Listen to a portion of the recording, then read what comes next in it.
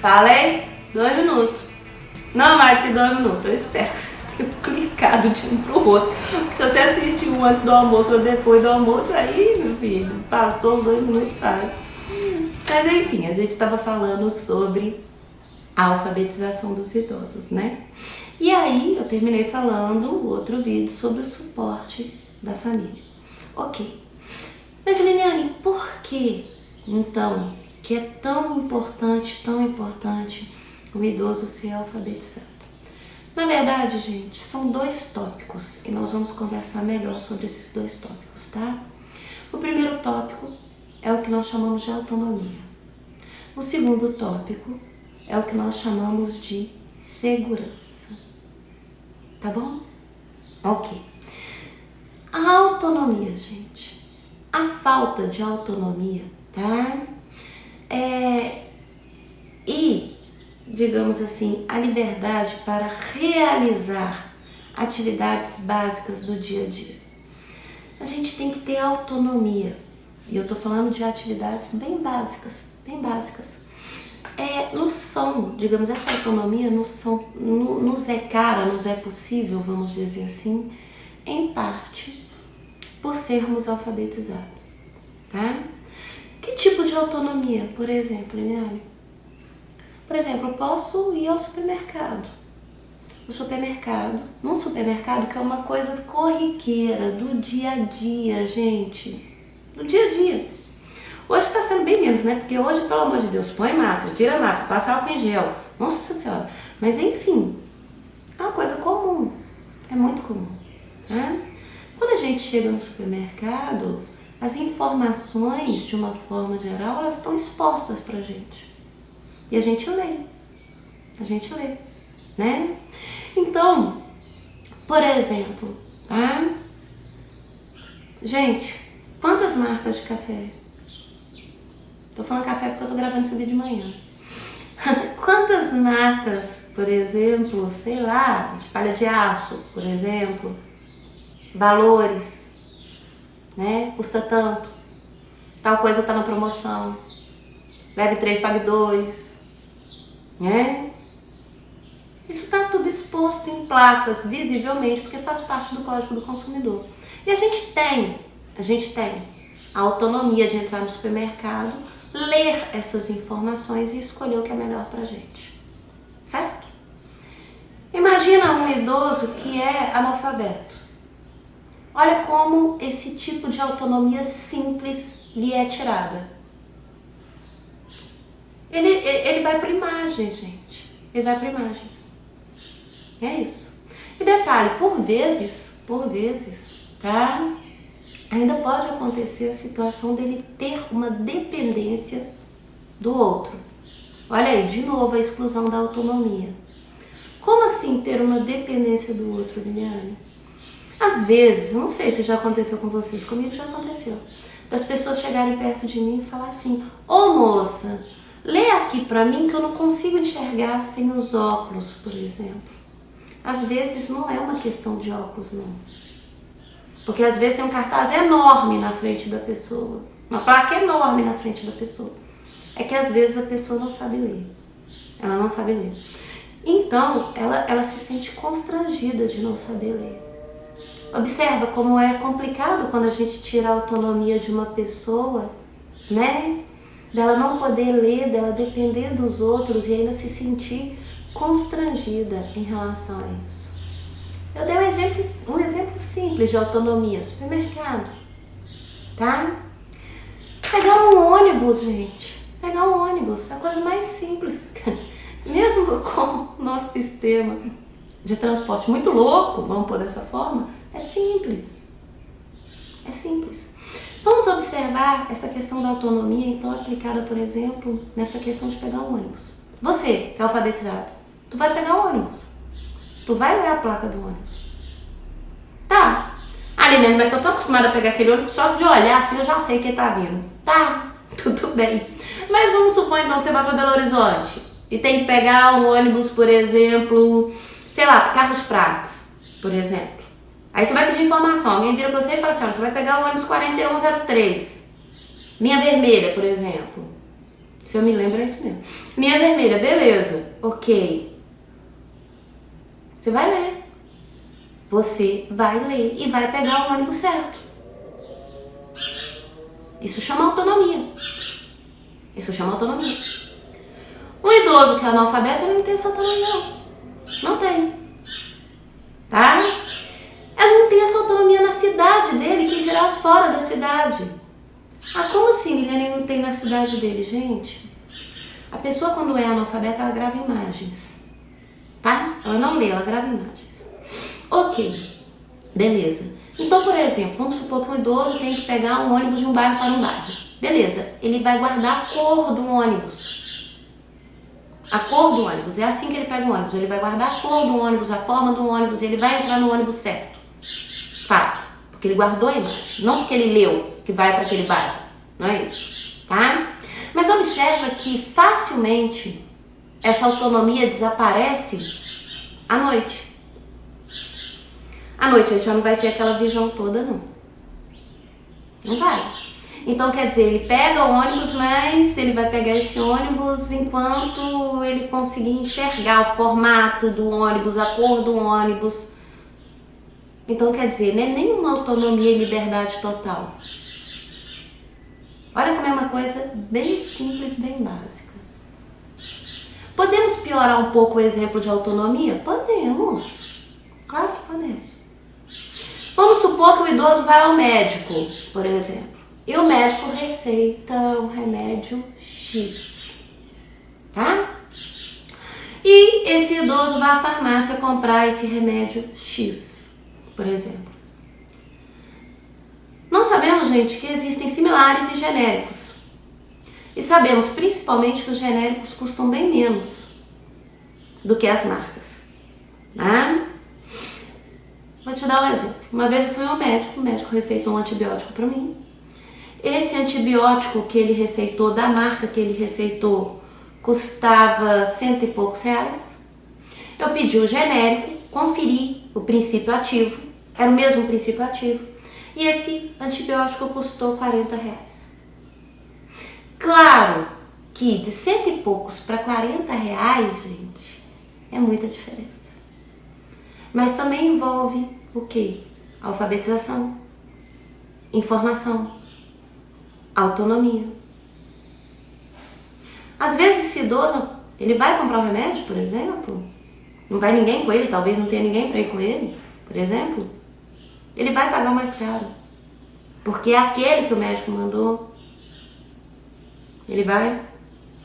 Então você tira dele também a autonomia de fazer uma escolha. O princípio ativo é o mesmo, gente, não faz diferença. Não pode ter princípio ativo diferentes, isso com certeza. Isso com certeza. Quando você toma X, você toma Y, isso não faz sentido, né? Beleza, então viu como que é muito importante ser alfabetizado? Porque ser alfabetizado te dá autonomia e liberdade. Estamos falando em coisas simples, dia a dia. Eu te dei um exemplo de um supermercado, eu te dei um exemplo de um ônibus, eu te dei um exemplo de uma farmácia. Bem simples. Fiz nada demais. Qual a outra questão da alfabetização, gente? A segurança. No caso, o que ocorre com a segurança?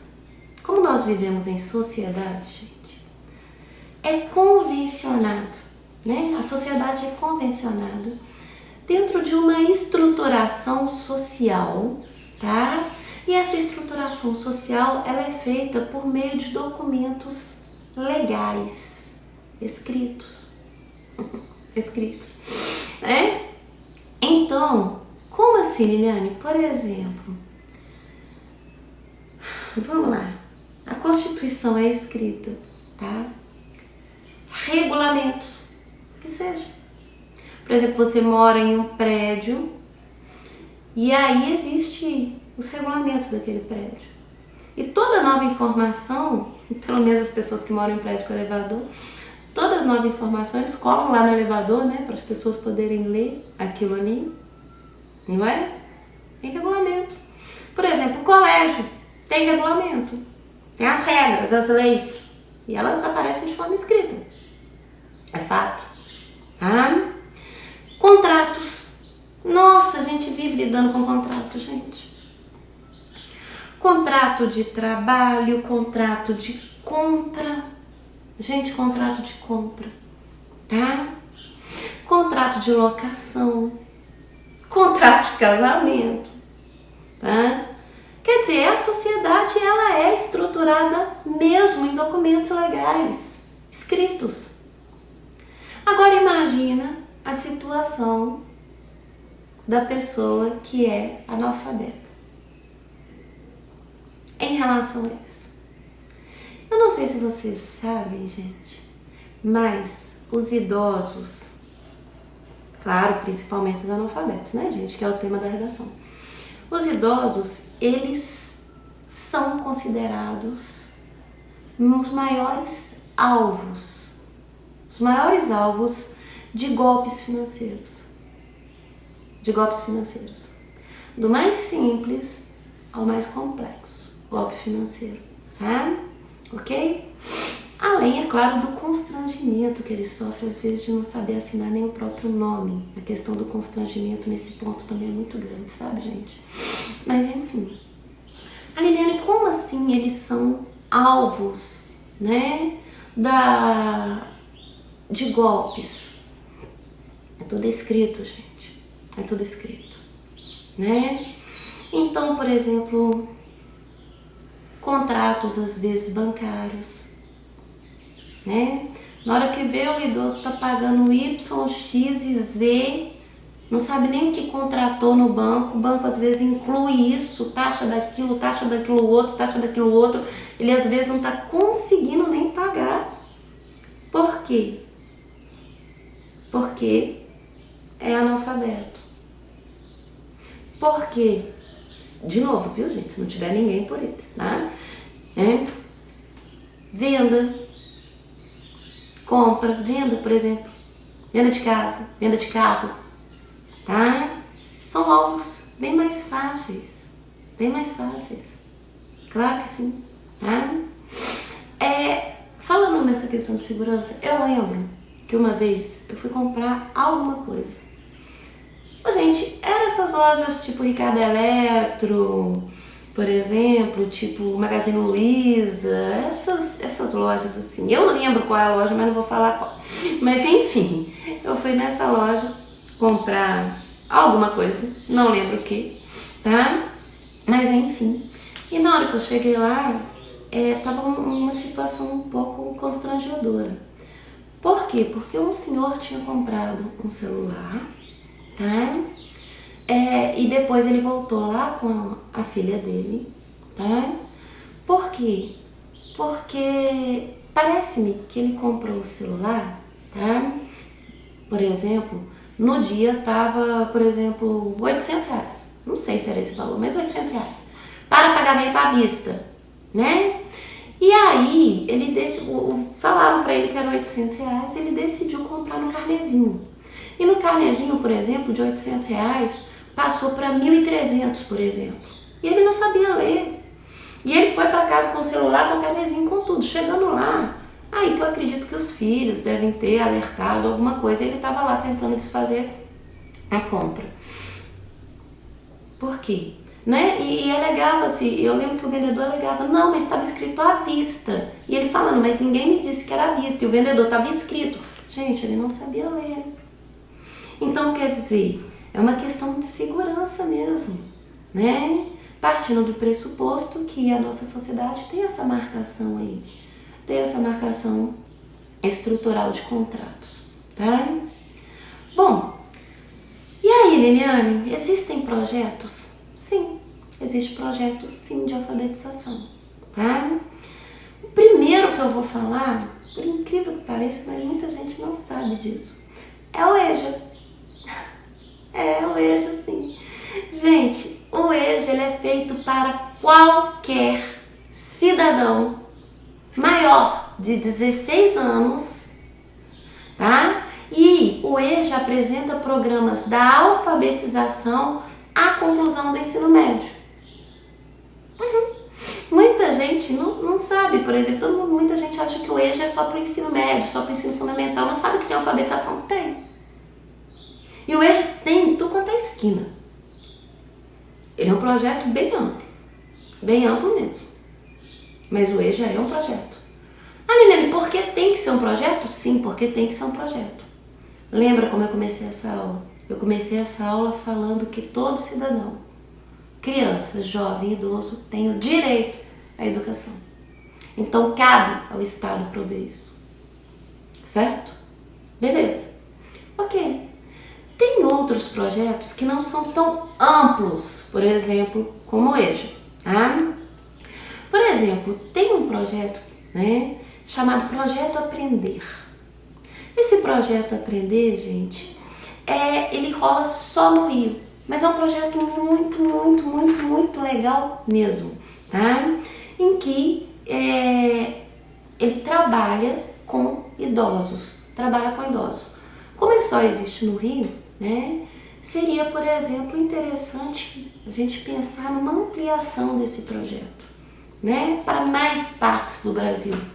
Do mesmo jeito que tem um que eu acho formidável mesmo, que se chama Programa Brasil Alfabetização. Tudo bem? Ele foi iniciado no ano de 2003 pelo MEC, mas de novo, gente, ele tem em vários locais do Brasil, mas não é tão, como é que eu falo assim, tão amplo quanto o EJA, por exemplo. Mas esse projeto é muito legal, gente. Então, quer dizer, a gente poderia ter digamos assim, ampliar esse projeto para mais partes do Brasil, por mais que tenha em várias partes, né? Em determinados lugares não chegam. Sabe por que eu gosto desse projeto? Porque, primeiro, os professores desse projeto são voluntários. Professor voluntário tem que querer estar ali mesmo, tá, gente? Então, e também, o que acontece? Quando a gente tem um professor voluntário, a gente atende um número maior de pessoas, né? Digamos assim, num custo menor, com alguém que quer fazer a diferença. No caso, o professor voluntário, tá? Bom, esses professores voluntários, gente, eles recebem apenas uma bolsa auxílio. Observa que eu nem mencionei a palavra salário, porque salário você deixa de ser voluntário. Então, eles recebem apenas uma bolsa auxílio, tá? Bom, e aí, o que acontece? Nesse projeto, nós vamos ter o apoio do governo federal. E nesse apoio do governo federal, ele vai dar um apoio financeiro. E sabe o que vai se fazer? Vamos comprar materiais escolares, caderno, lápis, borracha, né? Livro, por exemplo, tá? Com esse apoio financeiro do governo federal, sabe o que eles fazem? Vão investir, né, em cursos de alfabetizadores. Olha que legal. Porque alfabetizar, gente, é difícil demais. É muito difícil. Então, o que eles vão fazer? Eles vão capacitar as pessoas para se tornarem alfabetizadores. Olha que bacana. Bacana, né? Além disso, tá? Esse dinheiro também vai financiar o transporte dos alunos. Olha pra você ver, porque às vezes o idoso vira e fala assim: ah, não tem dinheiro para chegar lá na escola, não. Ah, eu não tenho material, não. Ah, não tem professor, não tem desculpa. É um projeto muito bacana. É um projeto que se chama, Programa Brasil Alfabetização. Tá? Foi criado em 2003 pelo MEC. Então a gente pode pensar, né? Digamos assim, em replicar, né, esse projeto, né, em outras cidades, em mais cidades, em mais localizações, né? Aprimorar. Podemos pensar em criar cadastro de professores voluntários para alfabetização. A gente pode pensar nisso, né? E é claro que isso tudo ajudaria muito mesmo. Bom, então, deixa eu falar uma coisa pra vocês. Na semana que vem nós voltamos à programação normal, tranquilo. No mais, senhoras e senhores, olha, uma ótima semana pra vocês. Qualquer dúvida que vocês tiverem, por favor, não deixe de perguntar, não deixe de me procurar, tá bom? Certo? Então, muita, muita paz.